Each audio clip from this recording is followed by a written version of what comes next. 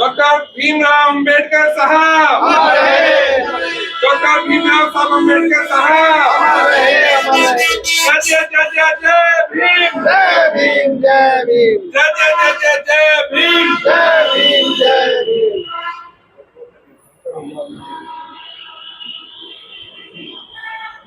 और मेरे साथ साथ सभी उच्चारण करेंगे।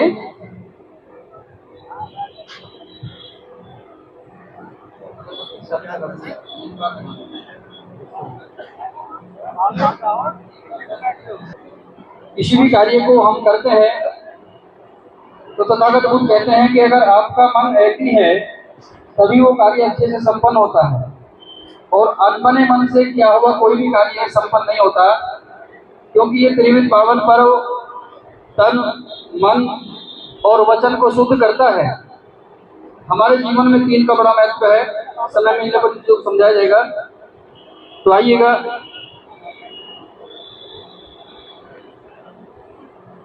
सभी लोग हाथ जोड़ लेंगे और मेरे साथ साथ उच्चारण करेंगे। एक माइक और दे दीजिए। नमो तस्से भगवतो अरहतो सम्मा सम्बुद्धिस्से। नमो तस्से भगवतो अरहतो सम्मा सम्बुद्धिस्से। नमो तस्से भगवतो अरहतो सम्मा सम्बुद्धिस्से।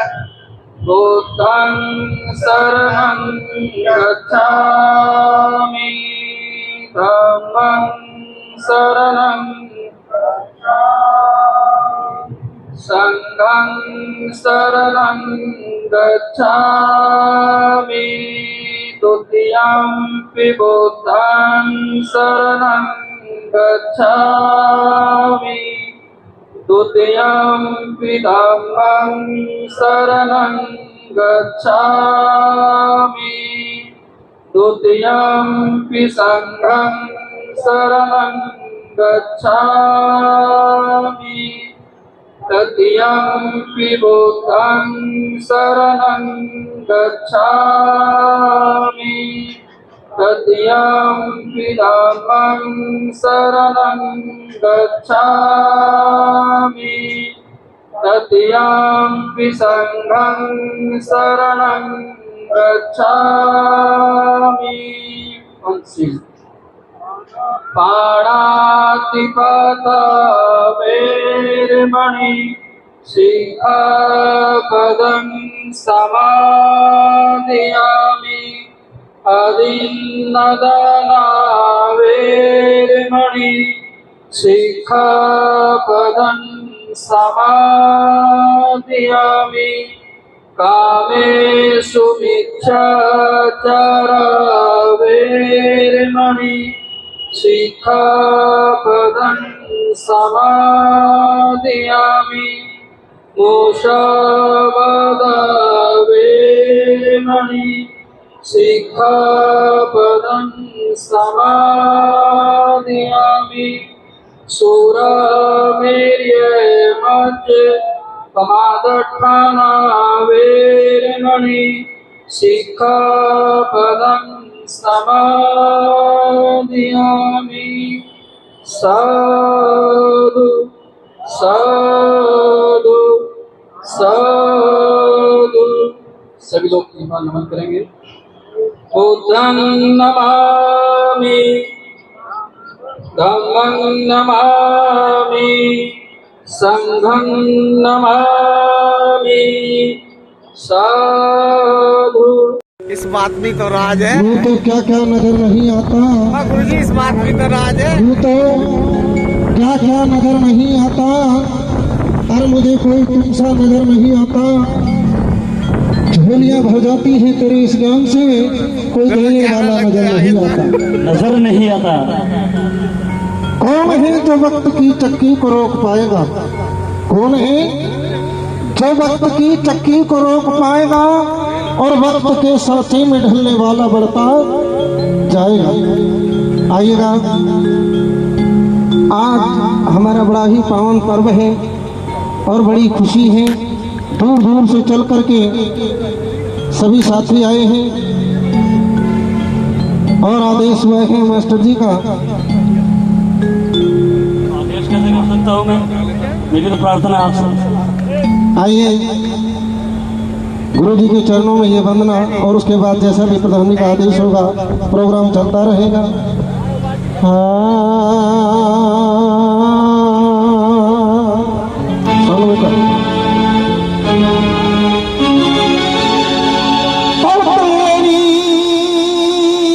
किसने बाबा हमें और इस दर पे बुला लिया, हम खुद नहीं आए, तुमने बुलाया।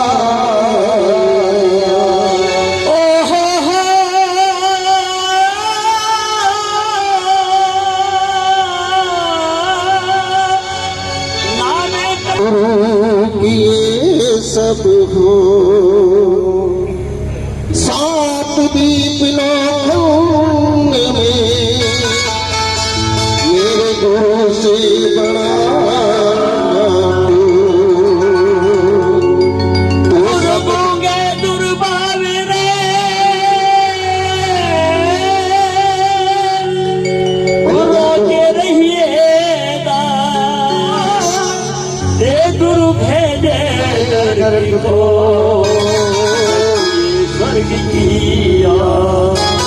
सब धरती का गज करूं और कलम करूं बनरा, सागर सब साही करूं पर गुरु लिखा ना जा, गुरु लिखा ना जा।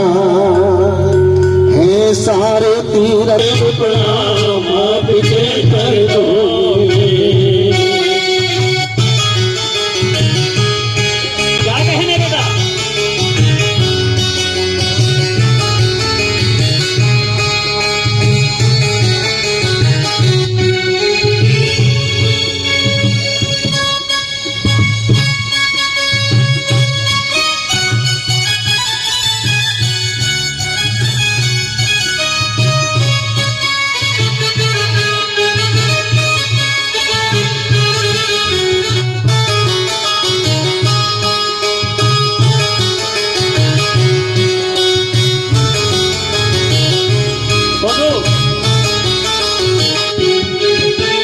जन्म के दाता मात पिता है, आप कर्म के दाता हो, आप कर्म के दाता हो, आप कर्म के दाता हो।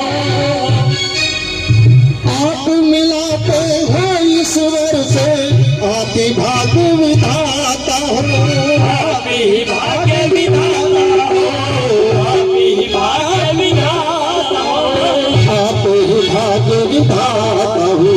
दुखिया मन को रोगी तन को, दुखिया मन को रोगी तन को, मिलता है आराम आपके चरणों में। हे गुरुदेव प्रणाम आपके चरणों में, सारे तीरथ धाम आपके चरणों में। हे गुरुदेव प्रणाम आपके चरणों में। तररा तररा तररा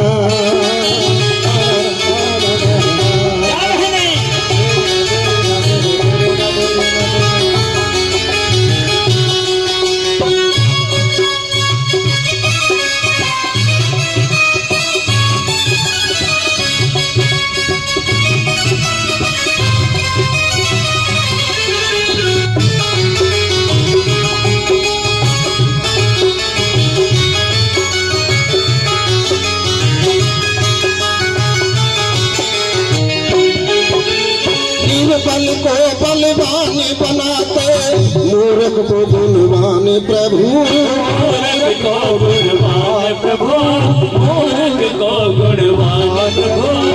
कभी कमली और तुलसी को भी ज्ञान का दो वरदान प्रभु, ज्ञान का दो वरदान प्रभु, ज्ञान का दो वरदान प्रभु, ज्ञान का दो वरदान प्रभु। हे महादानी हे महाज्ञानी, महादानी महाज्ञानी, रहु सुबह और शाम आपके चरणों में। हे गुरुदेव प्रणाम आपके चरणों में। सारे तीरथ धाम आपके चरणों में। हे गुरुदेव प्रणाम आपके चरणों में। हे गुरुदेव प्रणाम आपके चरणों में। हे गुरुदेव प्रणाम आपके चरणों में। हे गुरुदेव प्रणाम आपके चरणों में।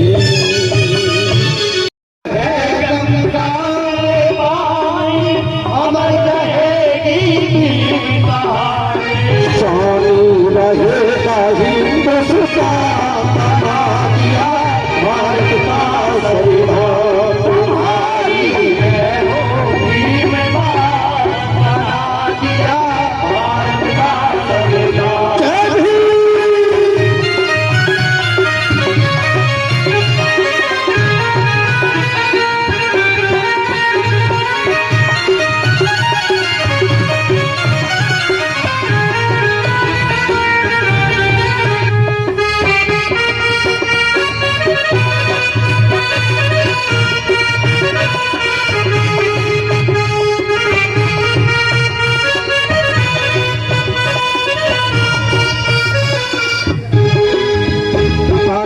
सेंसर पाल जान का मारा, समय सीन ले गए सहारा। सेंसर पाल जान का मारा, समय सीन ले गए सहारा। सेंसर पाल जान का मारा, समय सीन ले गए सहारा।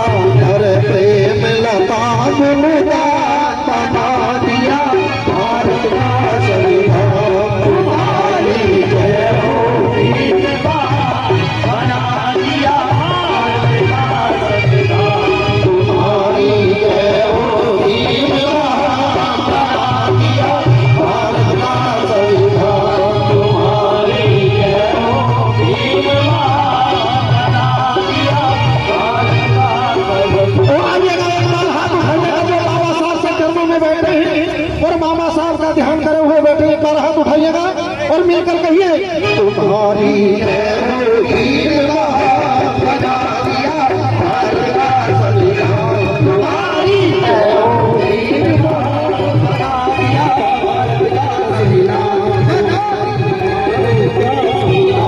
बना दिया भारत का संविधान।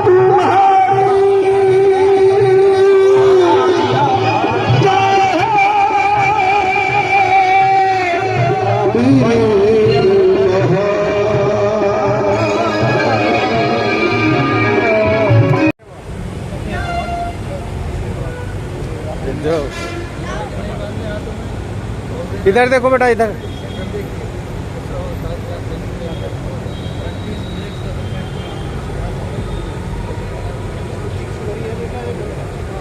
ओके।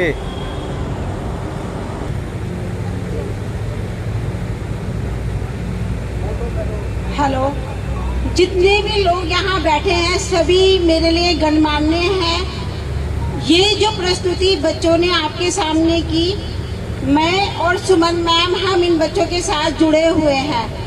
1 साल हो गया, पिछले 1 साल से हम असालत नगर में देवदत्त कॉलोनी के पास, जहाँ हमारे विनोद प्रधान जी का घर भी है, और उन्हीं की बैठक में हम बच्चों को फ्री शिक्षा देते हैं और भगवान बुद्ध और बाबा साहेब के जितने भी कार्यक्रम हैं उनमें इन बच्चों को हमेशा समझाते हैं कि शिक्षा से ऊपर कुछ भी नहीं है। हमारे बहुत सारे लोग हैं जो इन सभी चीज़ों से अनभिज्ञ हैं, उन्हें शिक्षा का अर्थ भी नहीं मालूम। तो उसी को आगे बढ़ाने के लिए यहाँ जितने भी गणमान्य लोग बैठे हैं, मैं उनसे अनुरोध करती हूँ कि असालत नगर में या कहीं भी जिस तरह के छोटे छोटे गांव हैं, वहाँ पर आए और अपने विचार प्रकट करें और उन लोगों को मोटिवेट करें कि जहाँ जिस गर्त में वो रह रहे हैं वो उनकी जगह नहीं है। यदि वो थोड़े से भी शिक्षित होंगे, हम जैसे लोग हमेशा आगे हैं, हमें कहीं भी कोई कहेगा कि भाई यहाँ शिक्षा का कोई भी प्रचार प्रसार है, हम हमेशा सबसे आगे हैं वहाँ पर। किंतु हमें आप सभी लोगों के सानिध्य की जरूरत है। यदि आप आगे बढ़कर उनको थोड़ा सा प्रोत्साहन दें, क्योंकि सभी लोग देखते हैं कहीं भी ऐसे गांव होते हैं जहां हमारी जाति के लोग हैं, वहां पर सबसे पहले एक बड़ा मंदिर बना होगा, उसके पास में ही एक ठेका बना होगा शराब का। लोग मेहनत मजदूरी करते हैं, 400-500 रुपया वो पर डे में कमा के लाते हैं। उसके बाद में क्या होता है, घर की स्थिति खाने के लिए भरपूर होता है, क्योंकि उस 400-500 में वो खाने का इंतजाम करते हैं, लेकिन अपने बच्चों की कॉपी किताबों का इंतजाम नहीं करते। उसके बाद में भी घरवाली पत्नी को बाहर जाना पड़ता है काम करने के लिए, और अगर उनकी शराब में थोड़ा भी पैसा कम हो जाए तो घर में झगड़े होते हैं, लड़ाई होती है और अपनी पत्नी को मारते हैं वो लोग। अभी थोड़े पिछले हफ्ते का ही वाकया है, एक हस्बैंड ने शराब पीकर अपनी पत्नी को इतना मारा कि वो मेरठ में एडमिट है और उनकी बिल्कुल बदतर हालत है, मरने जैसी स्थिति है उनकी। तो अगर हमारे समाज में ज़्यादा से ज़्यादा लोग पढ़े लिखे होंगे, और मैं ये नहीं कहूँगी कि पढ़े लिखे होंगे, मैं कहूँगी लिखे पढ़े होंगे, क्योंकि पढ़े लिखे तो हम सभी हैं। जितनी किताबें अभी तक हमने देखी, हम उनको पढ़ कर ही सीख रहे हैं, लेकिन किसी ने लिखा नहीं है। जो लिखने वाले थे वो चले गए, लेकिन अभी आगे आने वाली पीढ़ी सिर्फ और सिर्फ पढ़ने वाली पीढ़ी है। तो हमारे समाज को पढ़े लिखे लोग नहीं चाहिए, लिखे पढ़े लोग चाहिए जो अपना इतिहास खुद लिखे। तो यही छोटी सी पहल हम लोग कर रहे हैं, बच्चों को समझा रहे हैं, पढ़ा रहे हैं और उन्हें उतना हौसला दे रहे हैं कि वो कुछ लिखना सीखें। तो यदि आप सभी लोग मेरे इन वाक़यातों से सहमत हैं और आप सभी लोग चाहते हैं कि ऐसा होना चाहिए, तो प्लीज हमारा साथ दीजिए और हर महीने या 2 महीने में एक मीटिंग विनोद प्रधान जी की बैठक में सिर्फ और सिर्फ शिक्षा के लिए कीजिए। हर चीज के लिए मीटिंग होती है, मगर शिक्षा के लिए कोई मीटिंग नहीं होती। खाली डिक्शनरी जो दी आप लोगों ने, मैं बहुत इसके लिए आभारी हूँ कि बच्चों को डिक्शनरी जैसी चीज आपने दी, मगर जब तक डिक्शनरी के बारे में समझाने वाला कोई नहीं होगा तो कोई फायदा नहीं उस डिक्शनरी का।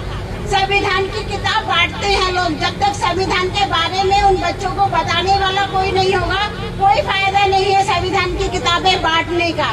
तो मैं यही चाहूंगी कि सिर्फ और सिर्फ बस इतना सहयोग चाहिए कि आप मिले, बच्चों से बातचीत करें, लोगों से बातचीत करें, वहाँ का सारा कुछ हम लोग देखेंगे, जैसा भी होगा हम मिलके करेंगे। पर समाज को आगे बढ़ाना है तो सभी को खुद आगे बढ़ना होगा।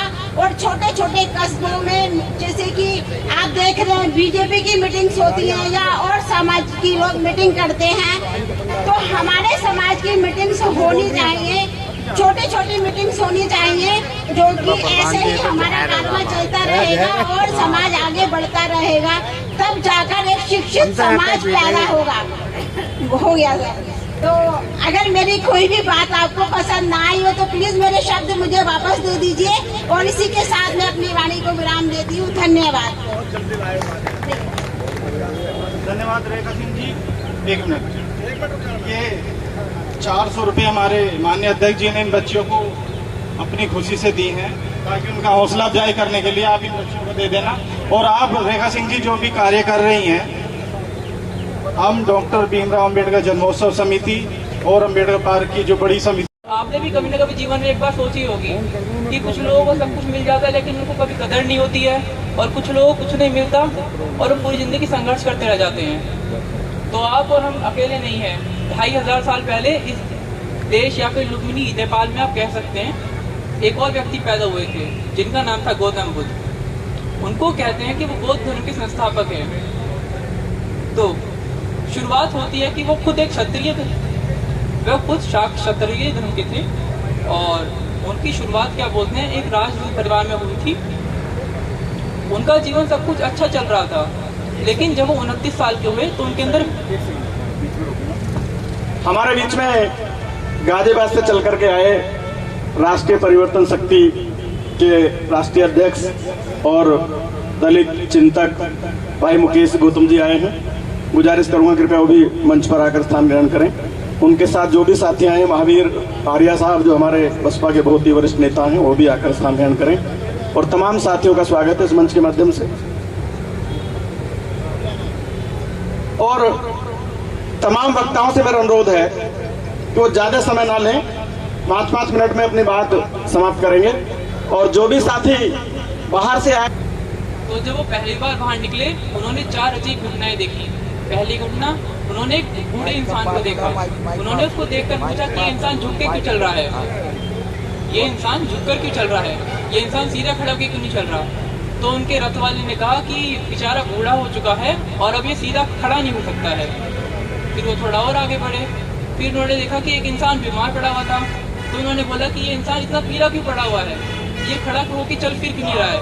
तो उन्होंने कहा कि बेचारा बीमार हो चुका है, एक दिन सबको बीमारी लगती है, ये अटल सत्य है दुनिया का। तीसरी बार वो मिले एक इंसान से जो क्या बोलते हैं हार्ट पे लेटा हुआ था और कुछ लोग उसे राम नाम सत्य करके ले जा रहे थे। अब उन्होंने पूछा कि भाई ये कहाँ का राजा है। उन्होंने बोला कि ये राजा नहीं है, ये मर चुका है। तो उसने बोला तो ये लोग इसे कंधे पर क्यों ले जा रहे हैं, ये खुद क्यों नहीं चल के जा रहा है। तो उन्होंने बोला कि देखिए महाराज, आगे चल के आप राजा बनेंगे तो इस बात को जान लीजिए कि एक दिन सब लोग मरते हैं। फिर आखिर में वो क्या बोलते तपस्वी से मिले। बस उनको उसमें एक अजीब चीज दिखाई दी कि वो जितने भी लोगों से मिले उसमें सबसे ज्यादा खुश उनको वही दिखाई दे रहा था जिसको किसी चीज का मोह नहीं था, किसी चीज का दुख नहीं था।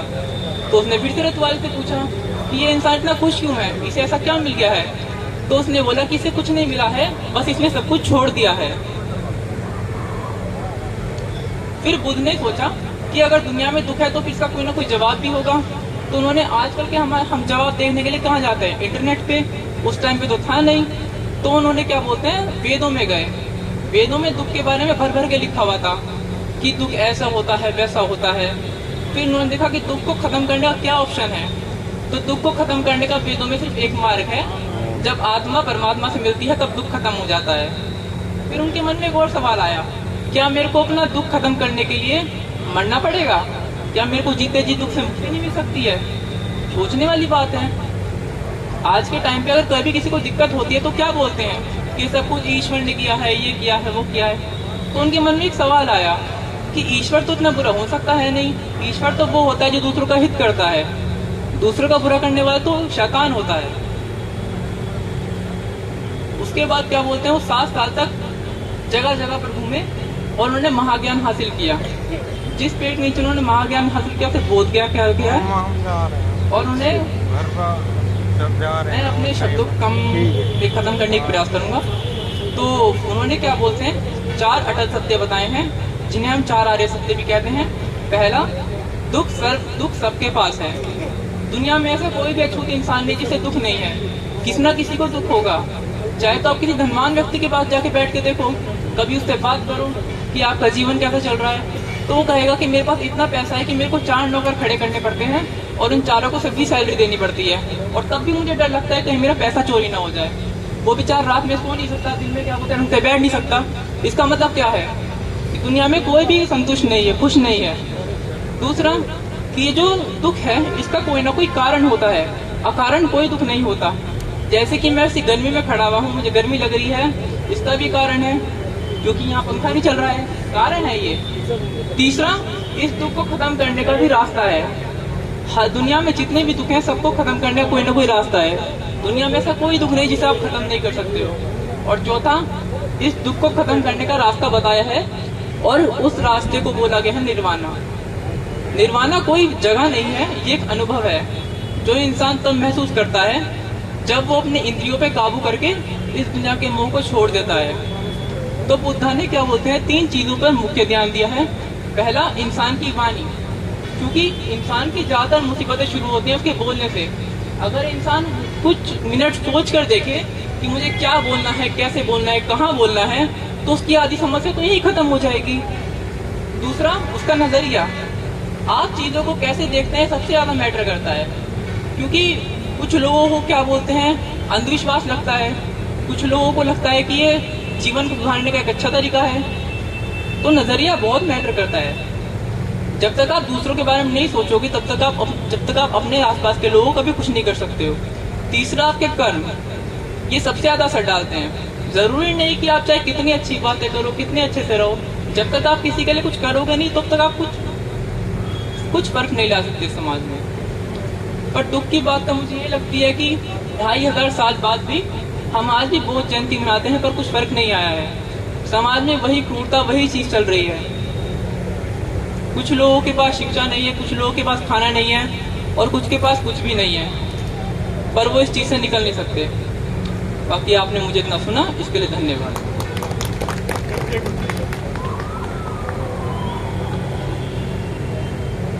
साथियों, ये भाई वरुण, हालांकि इनको समय कम दिया गया, लेकिन निश्चित रूप से आज का जो जयंती मनाने का उद्देश्य है उस पर उन्होंने बहुत ही गंभीरता से विचार प्रस्तुत किए आपके सामने। तो मैं डॉक्टर अंबेडकर विकास एवं समाज कल्याण समिति के हमारे अध्यक्ष जी रामकिशन प्रधान जी और रावली इंटर कॉलेज के हमारे प्रधानाचार्य श्री ओम प्रकाश सिंह जी से गुजारिश करूंगा तो वरुण भाई को सम्मान प्रतीक डिक्शनरी देकर के उनको सम्मान करें।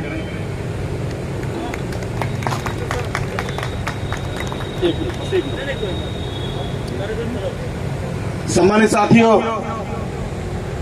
जैसा कि आप जानते हैं, लंबे समय से डॉक्टर अंबेडकर विकास एवं समाज कल्याण समिति रजिस्टर्ड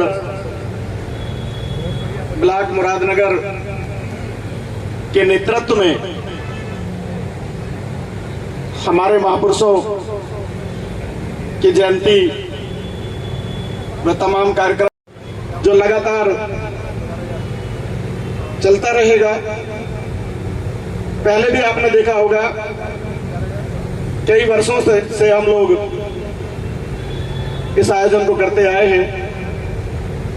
आप तमाम साथियों के सहयोग से ये कार्यक्रम होता है। हम तमाम साथी डॉक्टर अंबेडकर विकास एवं समाज कल्याण समिति के जिम्मेदार साथी हैं। अभी पूर्व में परम पूज्य बाबा साहब की जयंती को आपने इतने अच्छे से मनाया, दूर दूर तक आपके कार्यक्रम की सराहना की गई। इसके लिए मैं आप सभी को इस मंच के माध्यम से धन्यवाद देता हूं। बहुत अच्छे, बहुत सुंदर।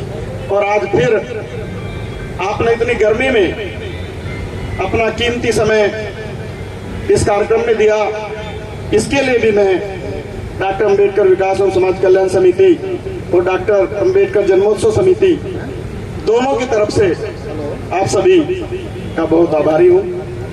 अब इस कार्यक्रम को आगे बढ़ाते हुए हमारे बीच में Shri Tejpal Singh ji, sub inspector Delhi police, वो हमारे बीच में आए हैं। गुजारिश करूंगा कृपया मंच पर आए। आप उन्हें जानते ही होंगे, पूर्व जिला पंचायत सदस्य प्रिया सिंह जी के पापा हैं वो। गुजारिश करूंगा कृपया मंच पर आए। मंच पर बिठाने की व्यवस्था कर रहे हैं हमारे साथी। आ जाइए सर, आ जाइए। और एक भजन साथियों हमारे बीच में। हाँ जी, खाना खाऊंगा बिल्कुल पक्का। कहने लगा ये बता दो मैं भी अकेला हूँ, रोटी कितनी खा लोगे? कहने लगा 4 रोटी तो खा लूंगा जी मैं। कहने लगा मेरे हाथ की 4 रोटी भैया संभव नहीं है। कहने लगा जी चल 3 खा लूंगा। कहने लगा भैया मैं रोटी जरा मोटी मोटी बनाता हूँ, 3 रोटी कैसे खा लोगे आप? उसने सोचा हो सकता है मोटी रोटी बनाता हूँ। कहने लगा जी 2 तो खा लूंगा। कहने 2 रोटी, अरे भाई देख ले। कहने लगे 2 नहीं तो 1 तो मैं खा ही लूंगा। कहने लगे भैया एक काम कर दो, एक रोटी के ऊपर क्या तवा पर हाथ जोड़ेंगे, चलो ऐसे सो जाते हैं। तो डॉक्टर साहब एक भजन के ऊपर तो वास्तव में सही बात तो ये है, एक भजन के साथ तो हमारा गला खुलता है, सही बात है, वास्तव में बिल्कुल सच्चाई आपसे बता रहा हूँ। लेकिन आपकी भी मजबूरी है क्योंकि कार्यक्रम आपको संचालन करना है, आपकी भी जिम्मेदारी है, आपकी भी बड़ी कृपा है। एक बात और आपके सामने कह नहीं जाऊंगा, मैंने गाना ही छोड़ दिया। नेत्रपाल जी ने बुलाया और कहा धर्मपाल बार बार ये बात नहीं आती है, ऐसे समाज के गाने वाले कहीं बहुत मुश्किल मिलते हैं। आप मेरी बात को एक्सेप्ट कर लीजिए, मेरी बात को स्वीकार कर लीजिए, ये मेरा आदेश है आपके लिए, आपको मेरा आदेश है, आपको नहीं छोड़ना है। और भाइयों और बहनों आपके बीच यदि मैं गा रहा हूँ केवल और केवल देन है आदरणीय नेत्रपाल जी की। एक बार जोरदार ताली मेरे गुरु जी के लिए। देवता कहा है बाबा साहब को, और देवता किसको कहते हैं? देवता कहते हैं देने वाले को, लेने वाले को देवता नहीं कहते हैं। देवता बहुत और भी बहुत है, देव देवता जो लेते हैं देते नहीं है, लेकिन बाबा साहब ने भी दिया है। और तुझे जगाने एक देवता आया, ये देश जगाया बजाया और भीमराव ने खोल गई पाखंडियों की पोल रे, भीमराव ने खोल गई पाखंडियों की पोल रे। तुझे जगाने एक देवता आया, ये देश जगाया बजाया ढोल रे, भीमराव ने खोल गई पाखंडियों की पोल रे, भीमराव ने खोल गई पाखंडियों की पोल रे।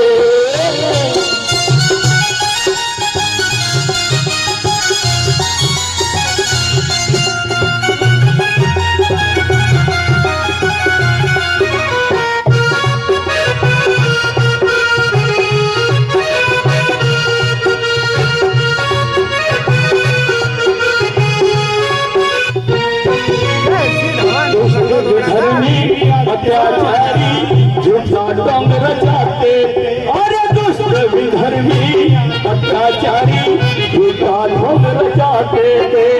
बन कर ठेकेदार यहाँ पर वो लूट मचाते थे, अरे बन कर ठेकेदार धर्म के यहाँ पर लूट मचाते थे। और खाते थे माल मद का हो,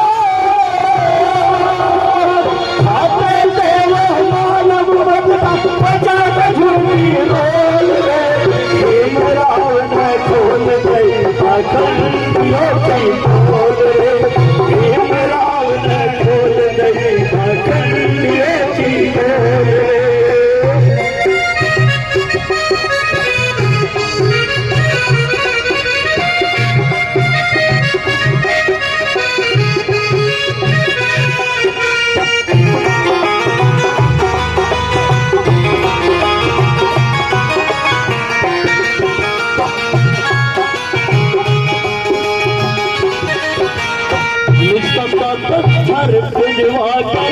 मानव बलि चढ़ाते थे, निज स्वार्थ का हर बुझवा कर मानव बलि चढ़ाते थे। अरे स्वर्ग नरक का भय बतला कर दुनिया को बहलाते थे, और स्वर्ग नरक का भय बतला कर दुनिया को बहलाते थे। पर खाते थे वो मानव मत का हो,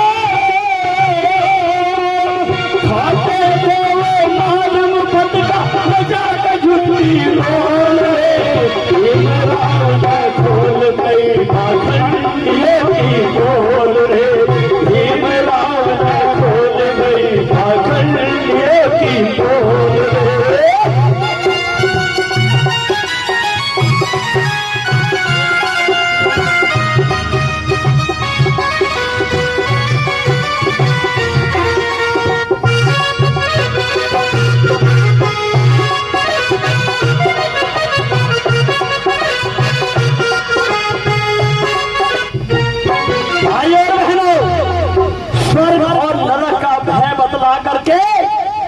खोल बैठा दी हमारे अंदर कि स्वर्ग है, ऊपर है स्वर्ग, नरक भी ऊपर है। लेकिन एक बात आपको बता दूं मैं, स्वर्ग और नरक ऊपर नहीं है, आप ढूंढ दे रहे हो ऊपर। एक से पूछा, भैया तुम मरने के बाद कहाँ जाना चाहोगे? कहने लगे जी स्वर्ग में। दूसरे से पूछा, भाई कहाँ जाना चाहोगे? कहने लगे स्वर्ग में। किरण सिंह जैसे मिल गए जिन्होंने दुकान करते हैं, जैसे किरण सिंह दुकान चलाते हैं, उनसे पूछा, भाई आप बताओ मरने के बाद कहाँ जाना चाहोगे? कहने लगे मास्टर जी आपके बस की बात हो तो बीच में दुकान खुला देना, दोनों तरफ के गाते रहेंगे। तो चिंता हो रही है मरने के बाद भी स्वर्ग जाएंगे नरक। लेकिन एक बात बता दूं आपको, स्वर्ग कहाँ पर है? जहाँ पति और पत्नी में प्यार है, भाई भाई में प्यार है, सास बहू में प्यार है, माँ बेटी में प्यार है, वहीं पर स्वर्ग है। और जहाँ पर सास की चोटी हो बहू के हाथ में और बहू की चोटी हो सास के हाथ में, आप क्या हो गए? स्वर्ग है वहाँ। जी नहीं, जीते जी नर्क है। इसलिए कहा था, आओ बेटे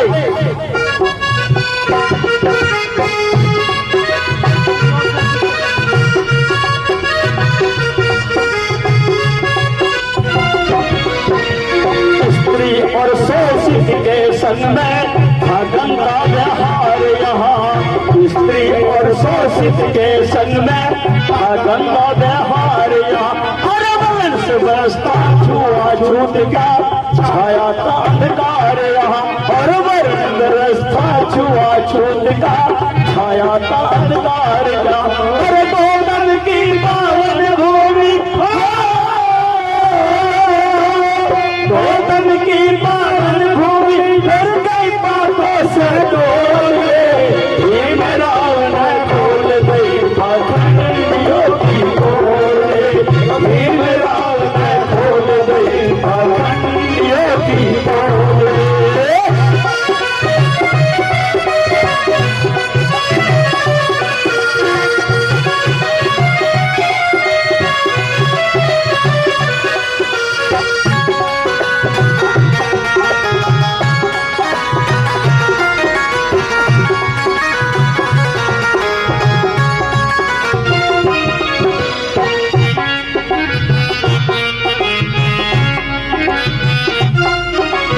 भाइयों और बहनों, स्त्री और शोषित के संग में था गंदा व्यवहार यहाँ। बहनों, आप अच्छी साड़ी पहने बैठे हुए हो, मंच पर बैठी हो, कुर्सी के ऊपर बैठे हो, ये केवल बाबा साहब की देन है। वरना शूद्र गंवार, ढोल गंवार, शूद्र पशु नारी, ये सब तारण के अधिकारी, यहाँ तक कह दिया गया। लेकिन बाबा साहब ने आपको बहुत कुछ दिया। आओ बेटा,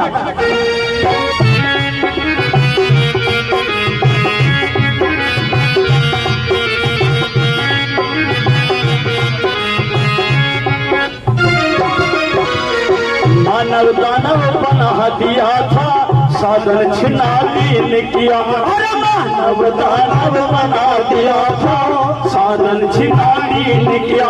फिर अपने आप को जान न पाया, ऐसा बुद्धिहीन किया। अरे अपने आप को जान न पाया, ऐसा बुद्धिहीन किया। फिर दया करी सच्चे दादा न हो, फिर दया करी सच्चे दादा कर दबे आंखें खोल रे, भीम राव ने खोल गई आंखें खोल रे, भीम राव ने खोल गई आंखें खोल रे, भीम राव ने खोल गई आंखें खोल रे, भीम राव ने खोल गई आंखें खोल। धन्यवाद गुरु जी, आपको नमन करता हूँ, चरण स्पर्श करता हूँ। आपने सम्मान किया है हम दोनों भाइयों से। और हमारे जय साहब विद्युत विभाग की हमारी टीम, जय साहब मिंटू जी, प्रेमचंद जय साहब, बहुत सारे साथी हैं, भाई विजय जी, धर्मपाल महाशय जी हमारे डिफेंस कॉलोनी से, और दोनों हमारे सम्मानित चैनल जो तमाम समाज की जितनी भी गतिविधियां हैं, जितने भी मिशन को आगे बढ़ाने के कार्य हैं, अपना भारत न्यूज, जिसके हमारे एडिटर बोलना चाहिए, क्या बोलना चाहिए भाई नरेंद्र मास्टर जी। दूसरा हमारा चैनल सम्मान एक अधिकार, भाई देवेंद्र गौतम जी जिसके एडिटर हैं, बहुत ही अच्छे से हमारे कार्यक्रम की कवरेज करते हैं। और इसके अलावा मंच पर रोहतास जी के बारे में तो क्या बताऊं, तो पिता में है हमारे, उन्हीं के कंधों पर सारा कुछ है। हम कई बार आने में लेट हो जाते हैं, लेकिन वो सुबह 6 बजे सबको जगाने में लग जाते हैं, तो उनकी तो तारीफ जितनी की जाए उतना कम है। मंच पर भाई तेजपाल जाटव जी सिकाड़ा वाले, उनको आप जानते ही होंगे, जो सन 89 में बहुजन समाज पार्टी के सिंबल पर यहाँ पर विधानसभा का चुनाव लड़े थे तेजपाल जाटव जी, उनके लिए भी आप तालियां बजाएं। और राजनगर एक्सटेंशन से चल करके आए भाई धनपत प्रधान जी, वो सुबह से कई कार्यक्रम अटेंड कर चुके हैं, लेकिन विशेष अनुरोध पर उन्होंने हमें समय दिया, उसके बहुत बहुत आभारी हैं हम। उसके अलावा बहुत ही वरिष्ठ पत्रकार होने के साथ साथ डॉक्टर अंबेडकर विकास एवं समाज कल्याण समिति के सम्मानित पदाधिकारी हैं श्री रणबीर गौतम जी, जो खुरमपुर के निवासी हैं, और महाराज अमलदास जी जो कबीर आश्रम सुराना के संस्थापक भी हैं। और रोज कोई दिन उनका खाली नहीं होता जिस दिन वो मिशन का काम जगह जगह जाकर दूर दूर जाकर के नहीं कर रहे हो, हमारे बीच में है। हमारा सौभाग्य है मंच पर आसीन है। समिति के अध्यक्ष जी रामकृष्ण प्रधान जी हमारे बीच में है। गांधी विद्यालय इंटर कॉलेज रावली कला के हमारे सम्मानित प्रधानाचार्य श्री ओपी सिंह जी हमारे बीच में हैं। उनका बहुत अच्छा हमें सानिध्य मिलता रहता है। और ग्राम देदा मोहम्मदपुर देदा के प्रधानपति भाई रूप किशोर जी, अच्छा लगता है मुझे नाम लेते हुए, कई किशोर हैं यहाँ पर, चांद किशोर जी, राम किशोर जी, रूप किशोर जी तो हमारे बीच में मौजूद हैं।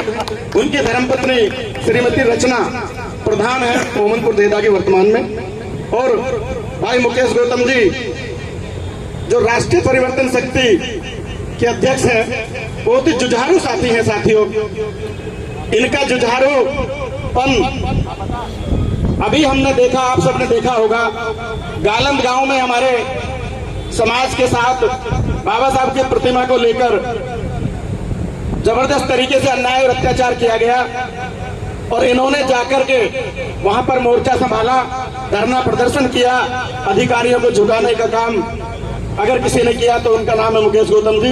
हमारे मंच पर हैं, मैं बहुत ही उनका स्वागत और सम्मान करता हूं। और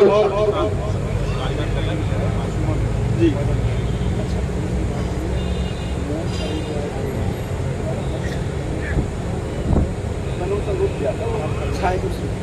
कई साथियों को जिनको मैं मंच पर बिठाना चाहता था, गर्मी की वजह से वो कूलर नहीं छोड़ रहे हैं, जैसे दरोगा जी हैं, चमन सिंह चेयरमैन साहब हैं। तो अगर अभी भी गर्मी थोड़ी कम हो गई हो तो मंच पर आ जाएं, उनका सम्मान स्वागत है। अब इस कड़ी को आगे बढ़ाते हुए, चूंकि गर्मी भी है और समय भी बहुत कम है, मंचासीन तमाम साथियों को हमें सुनना है, फिर भी हमारी बहन है श्रीमती सुमन जी। सभी से निवेदन है कृपया शांत रहें। आज का ये ऐतिहासिक महापर्व परम पूज्य बोधिसत्व तो बाबा साहब डॉक्टर भीमराव अंबेडकर पार्क, कस्बा मुरादनगर, जनपद गाजियाबाद, उत्तर प्रदेश। इस महान कार्यक्रम के आयोजक डॉक्टर भीमराव अंबेडकर जन्मोत्सव समिति व दूसरी बड़ी समिति, सभी पदाधिकारीगण जो भी इसमें सहयोग दे रहे हैं, जिन्होंने दिया है, उन सभी का दिल की गहराइयों से बहुत बहुत साधुवाद है। और जो हमारे पत्रकार बंधु आपके विचारों को YouTube चैनल के माध्यम से दूसरे लोगों तक पहुंचाने का कार्य करते हैं, अपना भारत न्यूज चैनल आदरणीय मास्टर नरेंद्र कुमार जी, सम्मान एक अधिकार YouTube चैनल आदरणीय देवेंद्र गौतम विशाली जी, इनका भी बहुत बहुत साधुवाद है। मंच पर विराजमान सभी आदर और सम्मान के योग्य धम्म बंधु इस सभागार में आए हुए बुद्ध पूर्णिमा के पावन अवसर पर सभी सम्मानित धम्म बंधुओं का, उपासक उपासिकाओं का मेरी ओर से बहुत बहुत शुभकामनाएं, साधुवाद है। नमो बुद्धाय, जय भीम। बंधुओं, ये भारत भूमि ऐसे ही महान नहीं है। थोड़ा हाथ उधर को करो ना, फिर उधर को। ये भारत देश महान तब हुआ है जब इस भारत में महामानव तथागत भगवान बुद्ध जैसे सूर्य उदय हुए। ये त्रिविध पावन पर्व कहलाता है वैशाख पूर्णिमा, बुद्ध पूर्णिमा। थोड़ा थोड़ा तो आप लोग सभी जानते होंगे कि इसको त्रिविध पावन पर्व क्यों कहा जाता है। क्योंकि तथागत भगवान बुद्ध का जब अवतरण हुआ, उनका जन्म हुआ, वह तिथि भी वैशाख पूर्णिमा थी। जब उन्हें संबोधि प्राप्त होती है,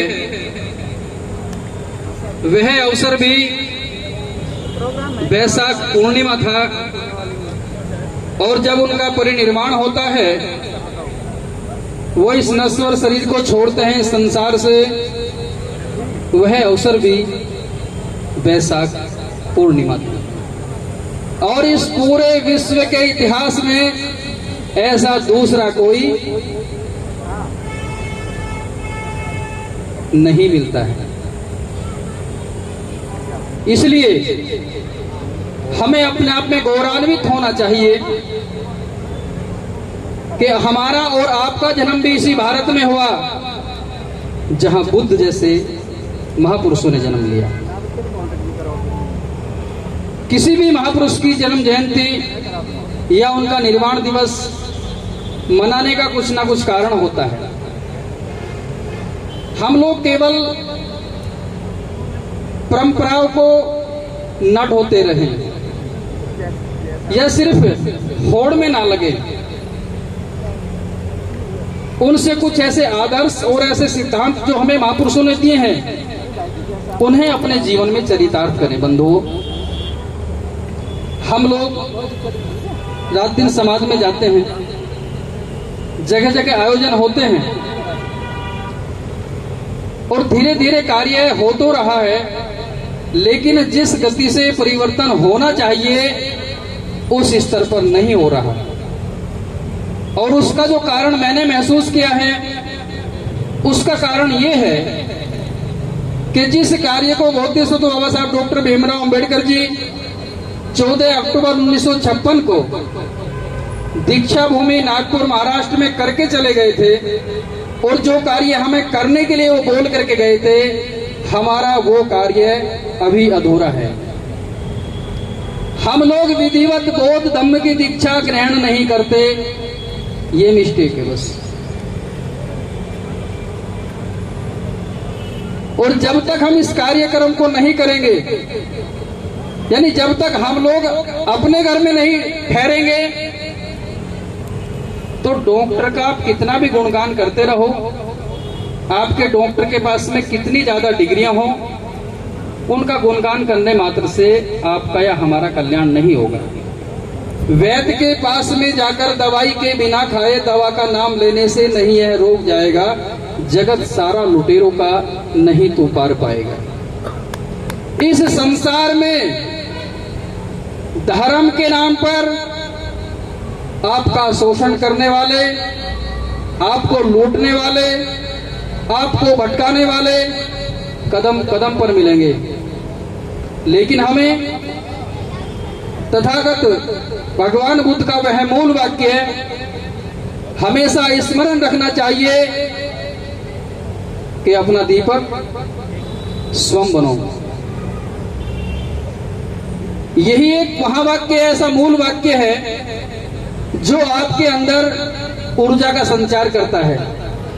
और आपको प्रेरित करता है कि जागो, अपने विवेक को जगाइए, अपनी पावन प्रज्ञा को जगाइए, सील और समाधि का पालन करें।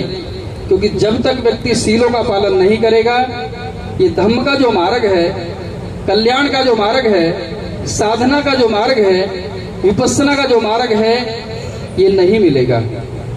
इस पर सदगुरु कबीर साहब की एक बात बहुत सुंदर है कि कहनता तो बहुते मिला, कहनता मिला ना कोई, सो कहनते पहचान दे जो ना कहनता होए।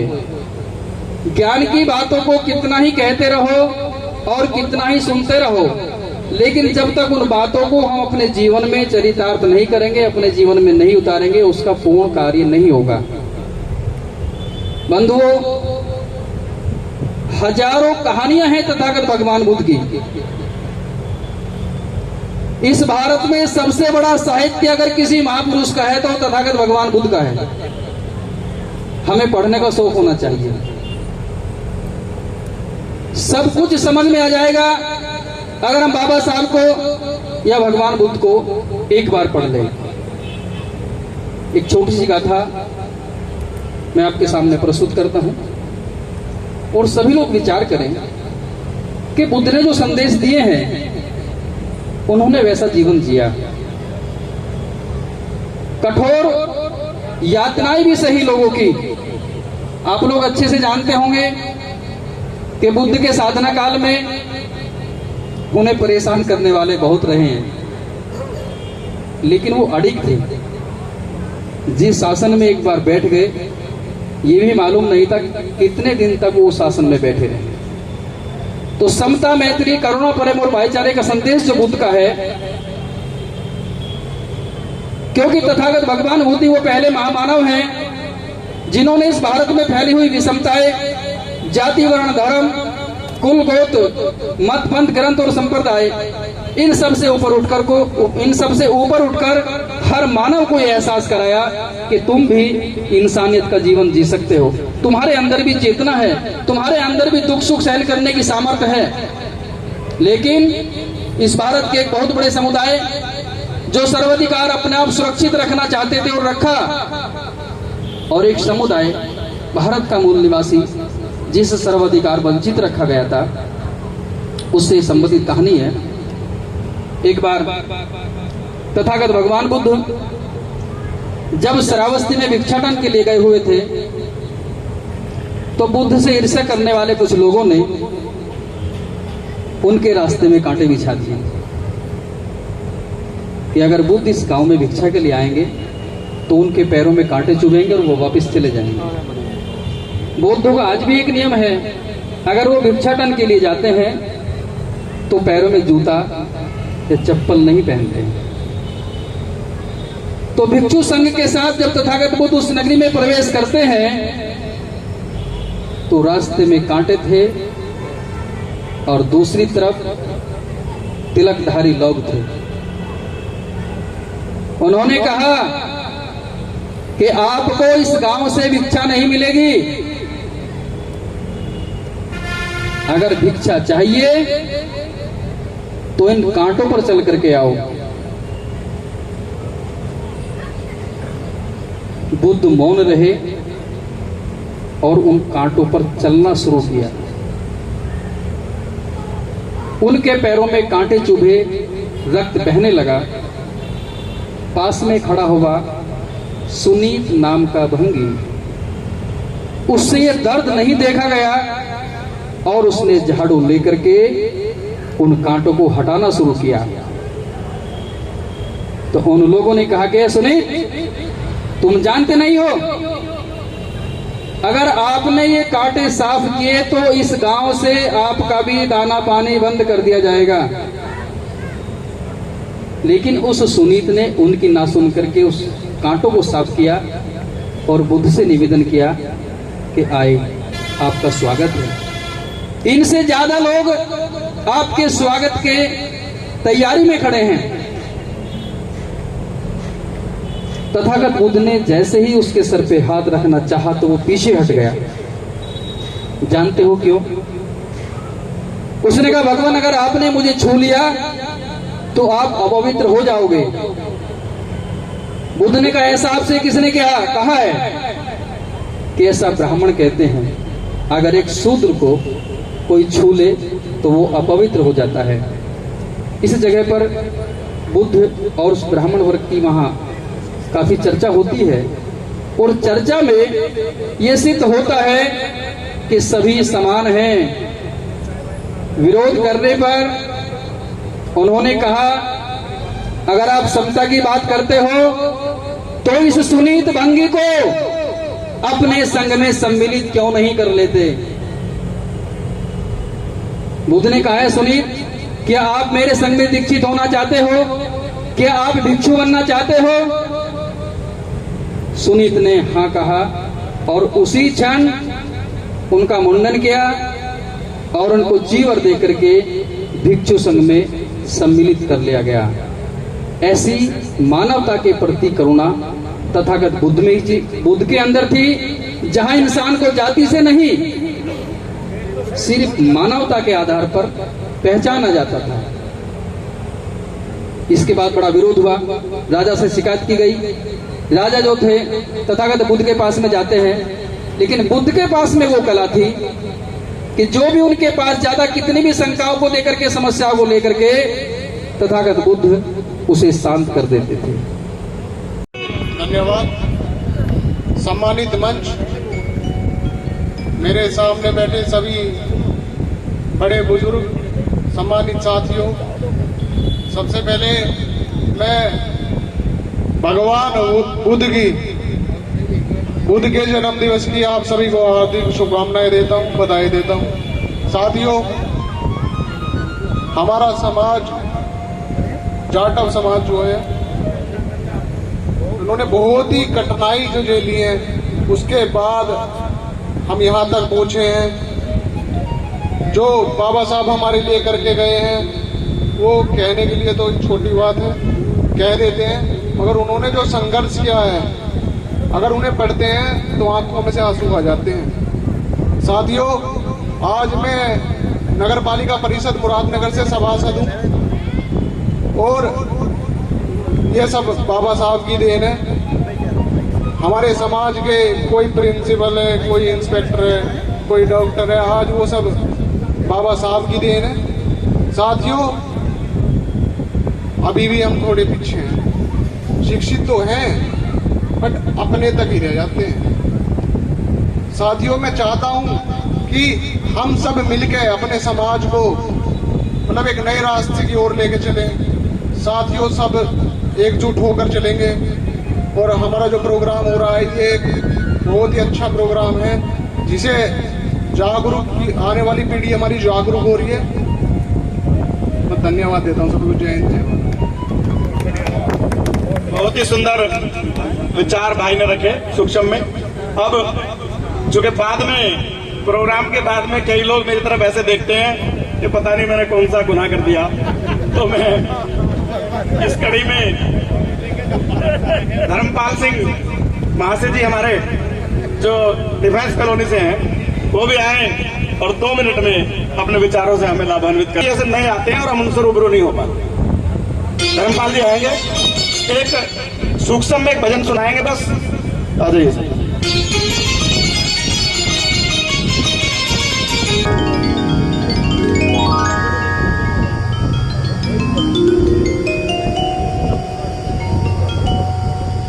उठो जागो अब तो बंदो, उठो जागो अब तो बंदो, नींद से अखियां खोलो। उठो जागो अब तो बंदो, नींद से अखियां खोलो। सामने बैठे गुरुदेव जी, सामने बैठे गुरुदेव जी, ज्ञान का अमृत ढोलो। सामने बैठे गुरुदेव जी, ज्ञान का अमृत ढोलो। रहन गई अरु भोर भयो भाई, रहन गई अरु भोर भयो, और तुम गफलत में सो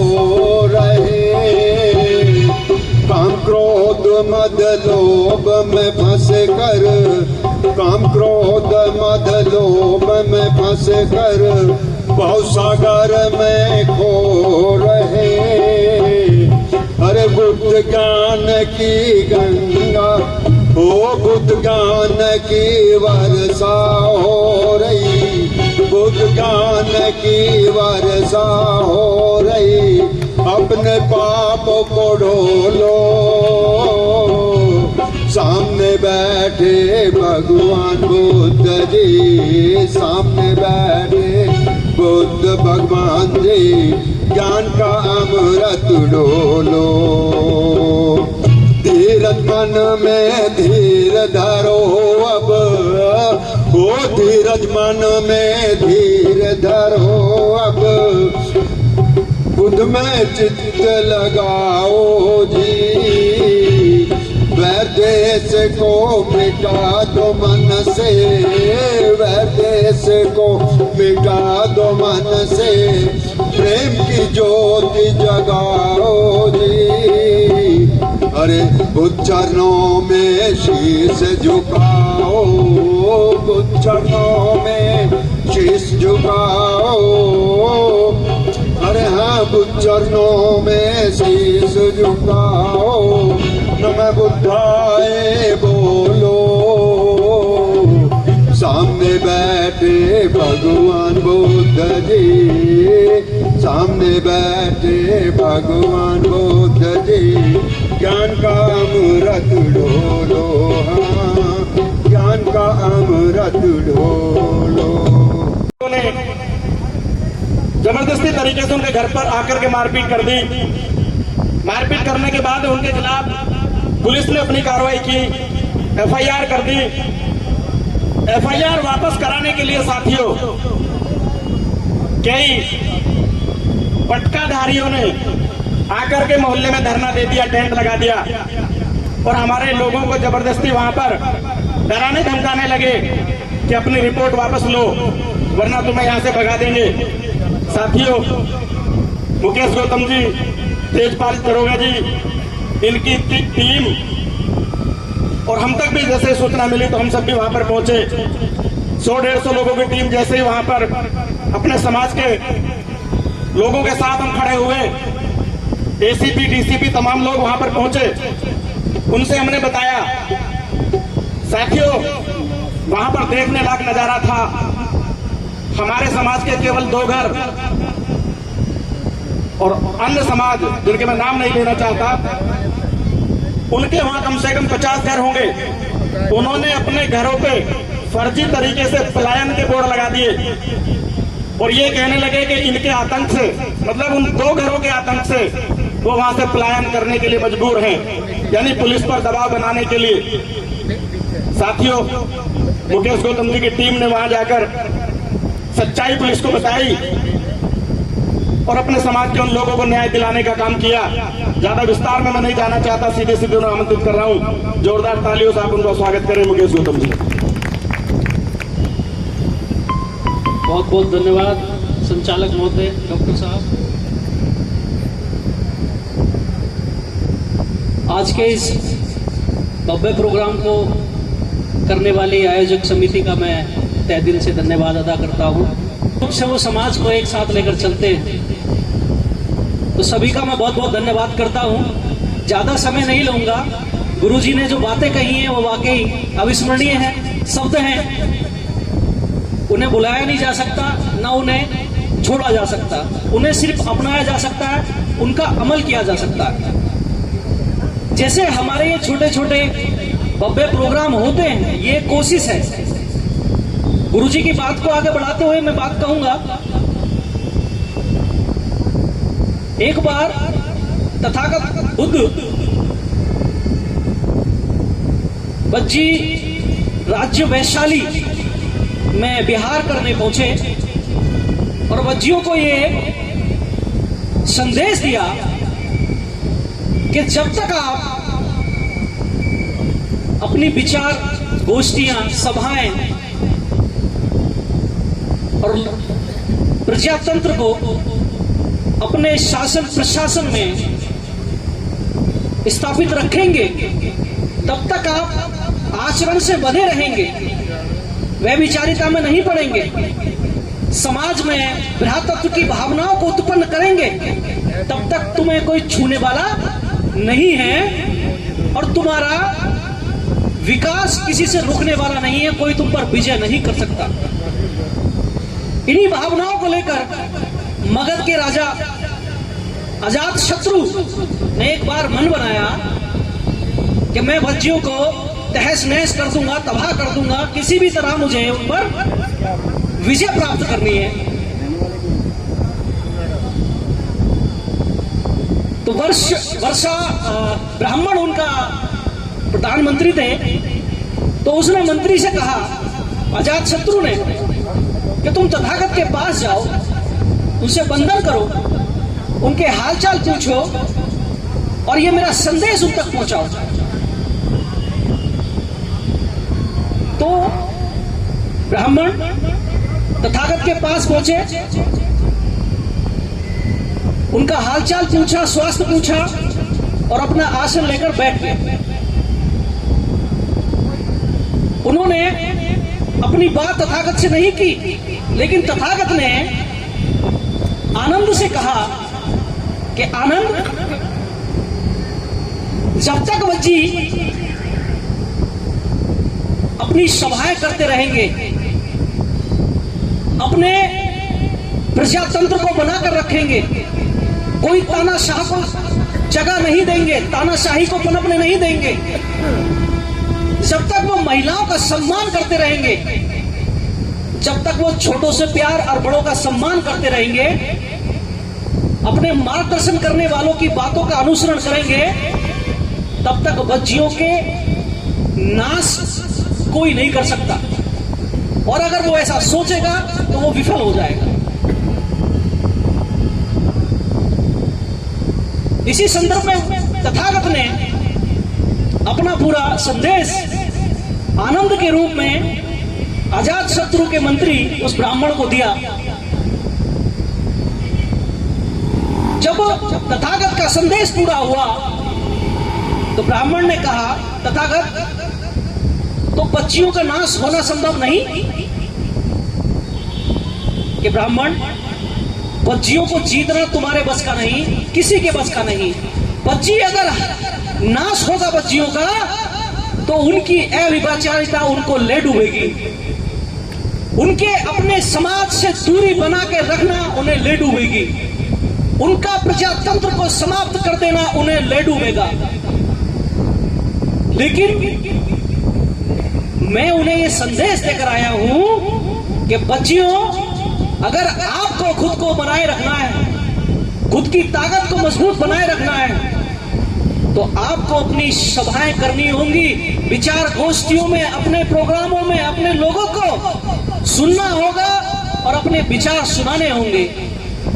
मैं आज देख रहा हूं कि मुझे महसूस हो रहा है गुरुजी कि जैसे तथागत ने मुरादनगर और सभी अनुयायियों को ये आदेश दिया हो कि जाओ मुरादनगर वासियों, आप भी बच्चियों की तरह ये सभाएं करते रहना, गोष्ठियां करते रहना, ताकि समाज मजबूत बना रहे।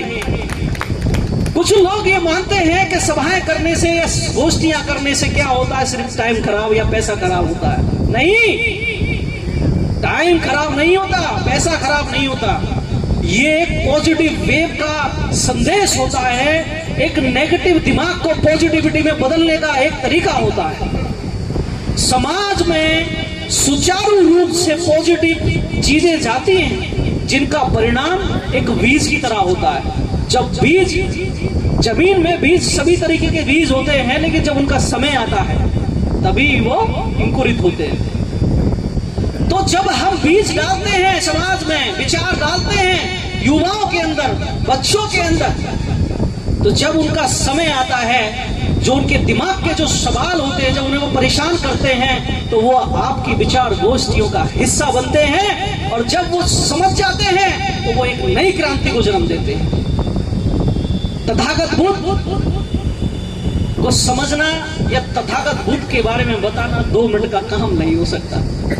तथागत बुद्ध वो चीज जिसने पूरी दुनिया को जीवन सिखाया, जिनके बाद अगर किसी का नाम आता है तो बोधिसत्व बाबा साहब का ही नाम आता है, दूसरा कोई, तीसरा कोई दूर दूर तक दिखाई नहीं देता।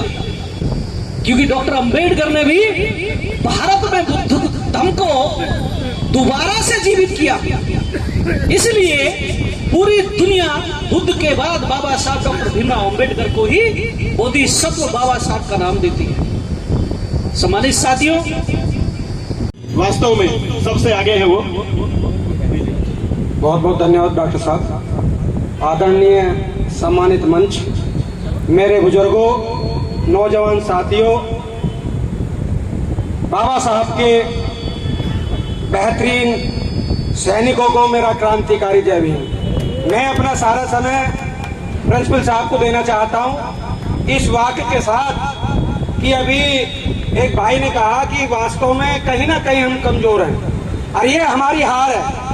हम इतने दिन से कार्य कर रहे हैं क्योंकि जब तक हम अपनी मात्र शक्ति के अंदर परिवर्तन नहीं लाएंगे, ये हमारी कमेटी को तय कर लेना चाहिए।